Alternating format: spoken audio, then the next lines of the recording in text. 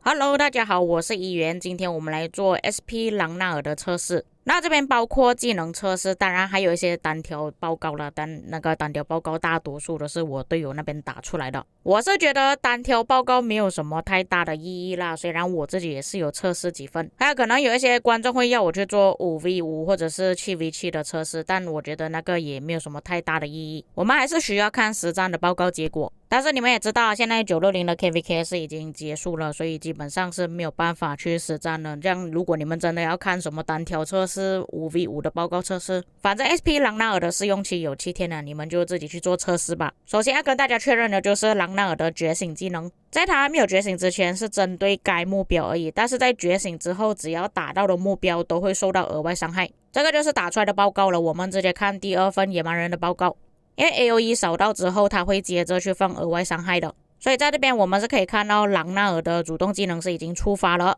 在第2个回合的时候，这里是可以确认到是有造成额外伤害的，也就是说在你还没有觉醒之前，你的伤害只有2000加一个持续2秒的300额外伤害，也就是600，加起来就只有2600的伤害而已。但是只要你觉醒之后，主动技能的直接伤害变成2200，原本只是打一个目标持续2秒的300伤害变成要乘以3，并且额外伤害这个是没有递减的，相当于2秒造成1800的额外伤害，1秒打出900的额外伤害。间接性也是告诉各位，你们不要讲什么卡技能之类的，直接觉醒。有觉醒跟没有觉醒的伤害是差很多的。接着我们要测试的就是它的第4技能在什么时候会触发，并且它触发的时候可以持续到哪一个技能释放为止。这篇报告是在第5个回合的时候，它就已经触发了这个技能。我们往下看，在第5个回合触发，在第6个回合生效。怒气70%时造成技能伤害提升15%，持续4秒。所以我们直接往下看，在朗纳尔的队伍释放主动技能的时候还剩下多少个回合。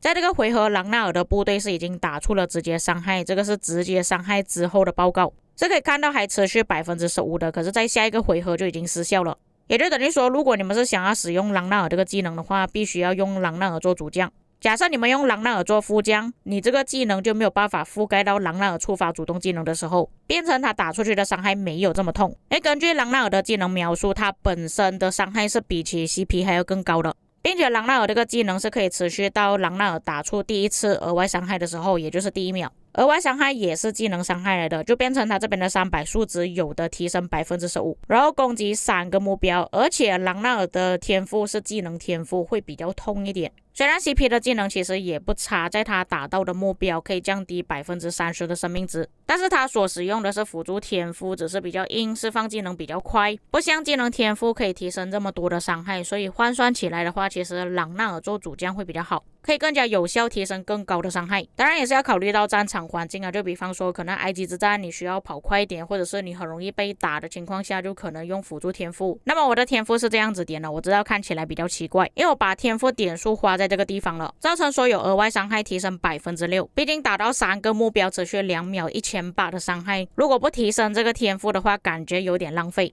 那也因为这样子，就变成我不能用回传统的步兵技能天赋点法，只能稍微更改了天赋，当然你有更好的就用你自己的。下一个我们要说的就是第3技能，基础或者是被收到基础攻击时有2秒的时间夺取对方的攻击力还有新拘束度。那么原本我还想说这个技能可能只是扣我们当前拥有的增益而已，也就是各位在左手边看到的增益，这些都是临时增益，我以为只是扣这边而已，没有想到在触发之后，你们可以看下一份报告，它是直接倒扣20%，直接让你的伤害减少。假设在你的报告里面没有临时增益可以扣的话，它就会直接扣掉你这边的增益。那这边先说一下，这份报告双方是没有穿任何的装备还有军器的。像我用霍去病搭配贞德的优势就是攻击力比较高，并且我的水晶科技是已经满了的，他把我直接扣掉，生命值比我高一点点还可以接受，但是你们可以看到他的防御力有170，我才109而已，而且他又在减少我的攻击力。如果是根据伤害公式来计算的话，就变成说我打他没有像打一般统帅这么痛。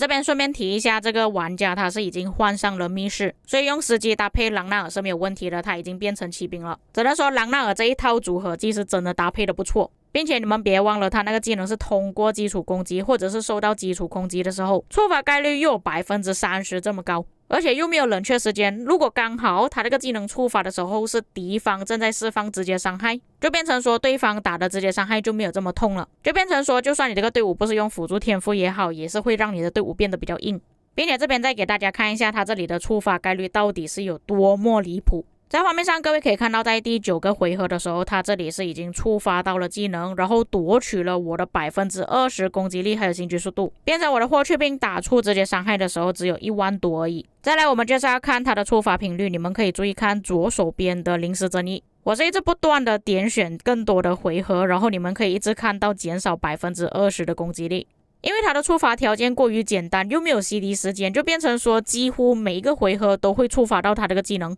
就算停也是停下一个回合而已，然后第2个回合又再继续扣我 20% 的攻击力还有行军速度，基本上在每一次我释放主动技能的时候都会扣 20% 的攻击力。打 SP 朗纳这个队伍真的是太难受了，它本身又比较硬，又夺取我的攻击力，如果你在想着不要优先把它处理掉的话，又不可以哦，它本身又有 debuff， 它的伤害又比较高，尽管 SP 朗纳尔没有像关羽那样的沉默效果，但是它这几个技能都已经足够替代掉关羽的位置了。所以就像我之前所说的，官方肯放这个统帅出来让我们做测试去试用，也意味着这个统帅其实不会太弱的。虽然我也知道单挑没有多大意义啦，但是这个画面我觉得可以分享给你们看一下，参考一下。因为这边我的队伍是已经满水晶科技了，对方的真力才刚到治疗而已，也就等于说他的真力肯定是没有比我高的，但是打到最后他剩余的部队数量都是比我更多的。这里分享这2个测试的战报啊，那你们可以看到后面他剩余的部队还有4万多。我的部队真力除了攻击力比他高之外，其余的东西都是比他更低的。他也是穿了密室把步兵转换成骑兵，他这个部队的防御力实在是太高了，很难打，而且他扣掉我的 20% 攻击力之后，变成我只有184的攻击力，几乎是跟他差不多，并且我的所有伤害，我的技能伤害都是比他更高的情况下，他都可以打赢我。另外份报告剩余的部队更多，他剩余5万的部队我是已经空了。这个队伍搭配是用霍去病搭配贞德啊，他没有像司机的3维这么高，像刚刚司机贞德防御力至少还有129，这个只有109，并且你们不要忘记了，他是夺取不是扣而已，也就等于说原本我这边 223.2 的攻击力，再拿掉我的20攻击力，就变成说原本他182的攻击力变成 202.1 的攻击力，跟我是已经差不多了。不过还是再次声明啦，这个只是单挑测试而已，不代表在战场上也是这样子的结果。